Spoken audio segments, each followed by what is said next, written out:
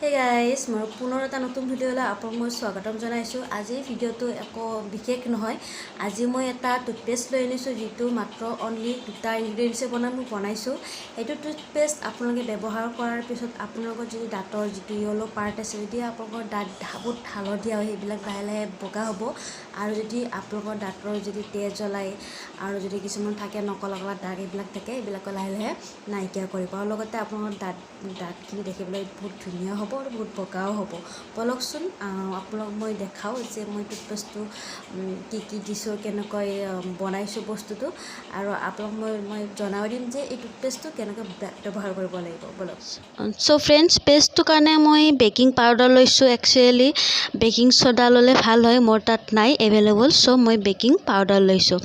এইটো অলপ ল'ব আৰু এইটো যিটো আছে হাইড্ৰজেন পেৰক্সাইড, এইটো অলপমান লৈ ল'ব, চামুচত কৰি মিক্স কৰি ল'ব। লৈ পেলাই আপোনালোকে যেনেদৰে ব্ৰাছ কৰে কলগেটেদি, তেনেদৰে চামুচত লৈ পেলাই ব্ৰাছেদি ব্ৰাছ কৰিব ৰাতি শোৱাৰ আগত। এনেদৰে কেইবাৰমান কৰাৰ পিছত আপোনালোকৰ দাঁতৰ যিবিলাক য়েলো পাৰ্ট আছে বা ক'লা দাগ আছে, যদি এইবিলাক যিকোনো অলপ প্ৰব্লেম যি আছে সৰু সুৰা, এইবিলাক লাহে লাহে নাইকিয়া হৈ যাব।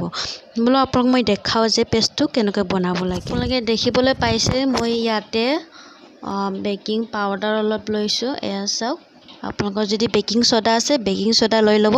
ইয়াতে মই এতিয়া হাইড্ৰজেন পেৰক্সাইড দিম।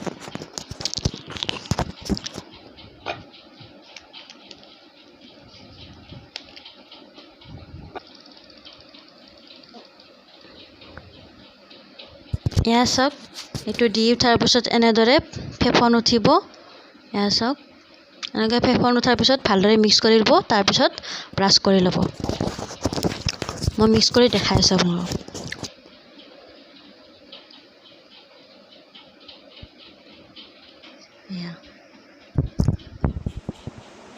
তো ফ্ৰেণ্ডছ, আজিৰ ভিডিঅ'টো আপোনালোকৰ কাৰণে যদি কিবা উপযোগী বুলি লাগিছে তেতিয়াহ'লে লাইক শ্বেয়াৰ কমেণ্ট নকৰাকৈ নাথাকিব। যদিহে মোৰ ভিডিঅ' আপোনালোকে চাব বিচাৰে তেতিয়াহ'লে মোৰ চেনেলটো ছাবস্ক্ৰাইব কৰি দিব। আৰু আজিৰ ভিডিঅ'টো শেষলৈকে চোৱাৰ বাবে অশেষ ধন্যবাদ। Bye bye.